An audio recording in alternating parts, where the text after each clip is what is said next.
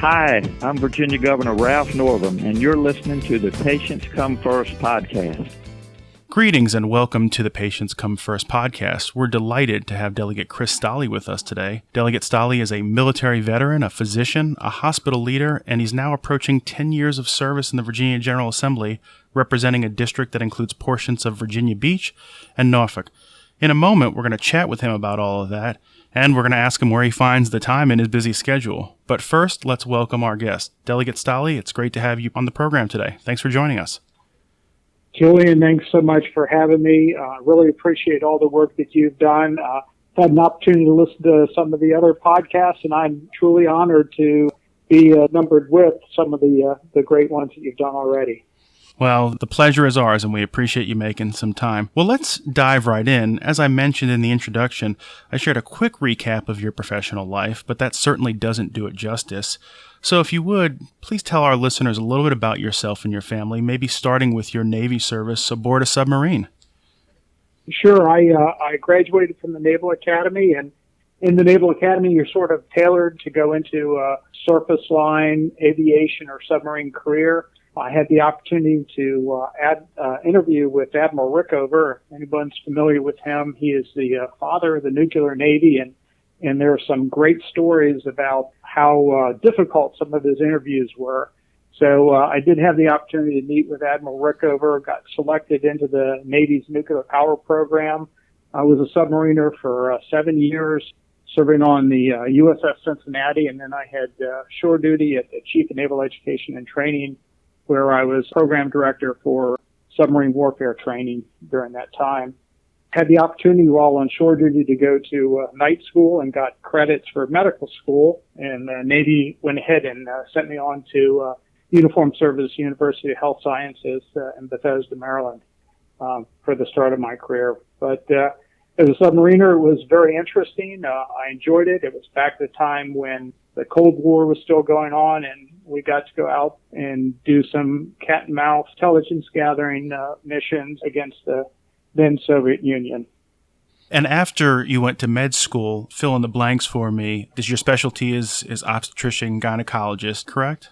So I went to medical school, Navy sent me to medical school. I did my internship, a transitional year internship at Naval Medical Center Portsmouth, did my OBGYN residency at Portsmouth, and then finished up my career 24 years in the Navy before retiring in 2005, was down in Jacksonville, Florida, then came back up to Portsmouth and ended up my career as the chairman of the OBGYN department at Portsmouth.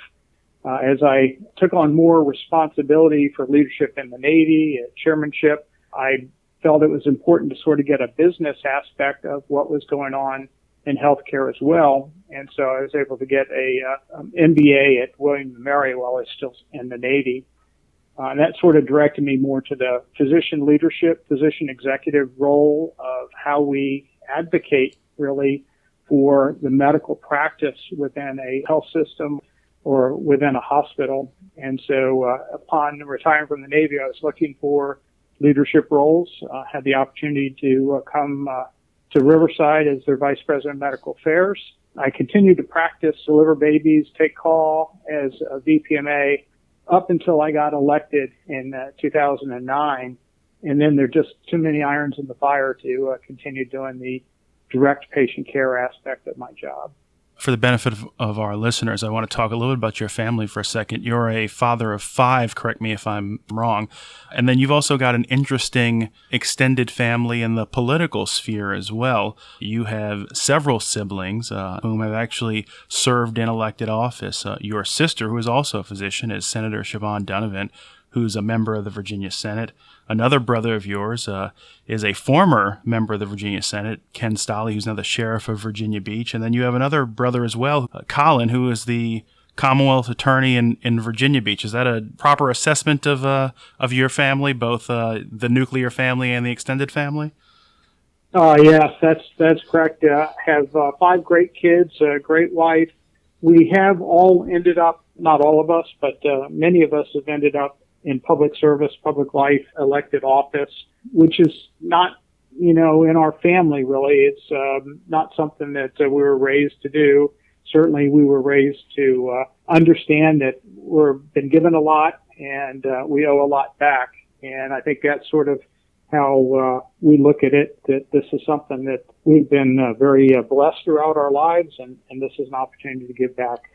Well, you mentioned that theme of public service, and it's also been a theme for you as a member of the legislature, where you've successfully carried a number of important bills over the years. Naturally, some of those bills have been inspired by your district in Hampton Roads, which is a coastal community with a very prominent military presence. For instance, you've advanced legislation to help military veterans transition into the healthcare workforce, to combat the opioid crisis and its particularly harmful impact on newborn babies, to help veterans struggling to return to life after combat, and to address recurrent coastal flooding, just to name a few. As you look back on your legislative accomplishments to date, and as we mentioned, you've been in the legislature going on 10 years now, what things are you most proud of? Well, you look back on it and you really don't think of a lot of the accomplishments. You tend to look forward at some of the challenges that we still face and some of the things that still need to be done. Some things that do stick out in my mind, though, is the Veterans Care Centers that we're going to get here in Virginia that are currently being built, one in Northern Virginia and one in Virginia Beach. Those were things that we've been trying to get in the state for at least a decade, and we kept running up against brick wall of the federal government. There's supposed to be a 65-35% split where the federal government comes up with 65% of the cost of construction of these Veterans Care Centers. And year after year after year, they didn't come up with their matching funds. And eventually, I was on the Board of Veteran Services at the time, and we just said, look, we have to do this as Virginians. We're not going to get support from the federal government. We have to do this as Virginians to take care of our veterans. And we're going to get 2 brand new Veterans Care Centers, and something that I think is just so critically important. Lots of folks, confuse us with VA centers. They are not totally separate from the VA. This is a state agency through our Department of Veteran Services. This is for older veterans, a lot of it nursing home type care, sometimes needs of a memory unit for folks with dementia. And it also has a rehab capability associated with it. So you think of impact and being able to really change some lives and do some good. I think those Veterans Care Centers are really important for our veterans, really important for the state. Well, that's incredibly important work, and you are to be commended for taking on that challenge. As many folks know, Virginia prides itself, because it has such a prominent military presence, as being a very veteran-friendly state. And this initiative of establishing these veteran centers is really in keeping in line with that. So that's very much appreciated from the constituency at large. You mentioned that you don't necessarily like to look back, you like to look forward. What things, as you look ahead, are challenges on the policy front that you will continue to address, or things that you're going to tackle? I think that there are constant challenges that are put before us, and find new ways to take and improve access and affordable care for the citizens of Virginia. And I see in particular it getting increasingly difficult to ensure access to quality care in rural areas. And I think that we're really going to have to start thinking outside of the box, come up with some really innovative approaches, maybe with newer technology to try and address some of the healthcare disparities that we see here in Virginia. I mean, we are a wealthy state living in a wealthy nation, and we have a hard time providing health care to a significant number of our citizens. I'm not advocating that the government step in and take over their health care, but we need to figure out ways to make sure that they can access health care, that they are now under the Medicaid program entitled to, or even through insurance. They may have insurance and still not have access to health care just because we can't get the services out to them. So I think that's one of the really big challenges that we've had. We've been sort of locked in this battle of how we're going to provide insurance for folks. I think we have to move past the insurance considerations and start looking about how do we really get healthcare out to the individuals and make it in a way that is accessible to them in a reasonable amount of time. And that's a great point. Access to care is so critical, as you mentioned, particularly in underserved communities. And through advancements in technology or other modalities, whether it's telehealth or other means of reaching people, those are things that I know members of the healthcare community, members of the hospital community are continuing to wrestle with and address. And so it's good to hear that you're focused on that as well. You reflected on some of your legislative highlights, and I'd like to ask you to reflect on your medical career for just a moment. We ask each of our guests on the Patients Come First podcast to share a memorable patient story. It may have happened days ago, weeks ago, even years ago, but it's stuck with you. And I'd like to invite you, Delegate Stolle, to share one of those stories from your career that's memorable for you. There are just so many opportunities as a physician to meet patients at sometimes their most vulnerable times and sometimes times of joy for them. You know, in my mind, it sticks out a lady who was sort of towards the end of childbearing years who wanted a child and came to me, and I had to sit down and talk with her that she was having a miscarriage. She had a non-viable pregnancy. And in sort of the difficulty interacting with that patient and the patient's understanding, she was able to sort of weather that storm, talking through it, and I was able to be her doctor for 2 more pregnancies. She had 2 children, and they're both healthy and doing well. And so you look at those type of experiences as a physician, and sometimes you get to interact with patients at absolutely the worst time of their lives, and then you get to interact with them at sometimes the best times of their lives. And so those are the sort of things that stick out at me.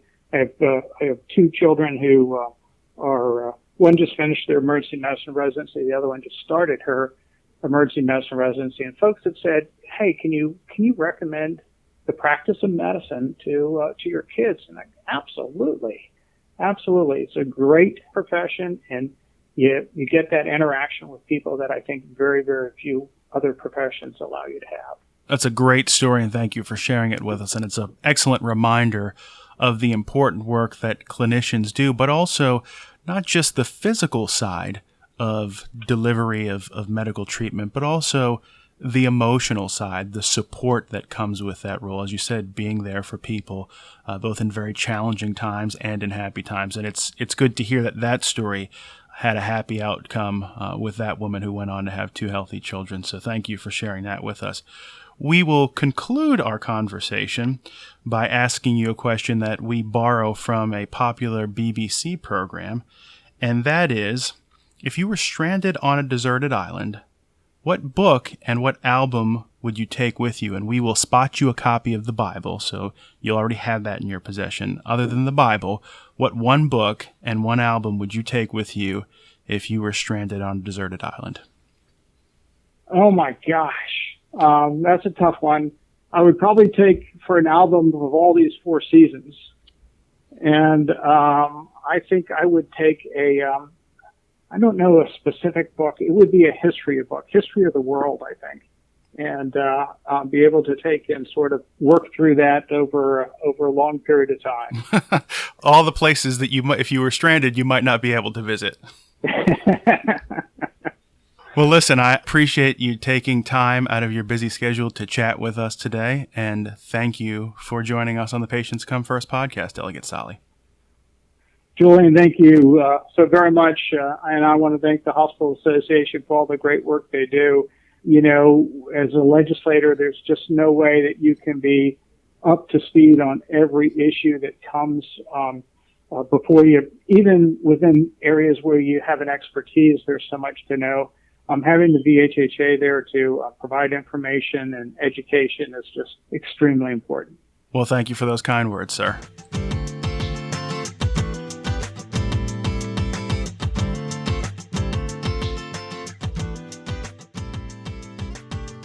That's going to do it for today's episode of the Patients Come First podcast.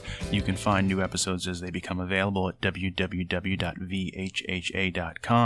You can also find episodes of the podcast on SoundCloud. We also encourage you to engage with us on social media, including Facebook and Twitter. If you'd like to send us comments, questions, or feedback for the podcast, you can do that through our Twitter account at Virginia HHA using the hashtag PatientsComeFirst. Thanks.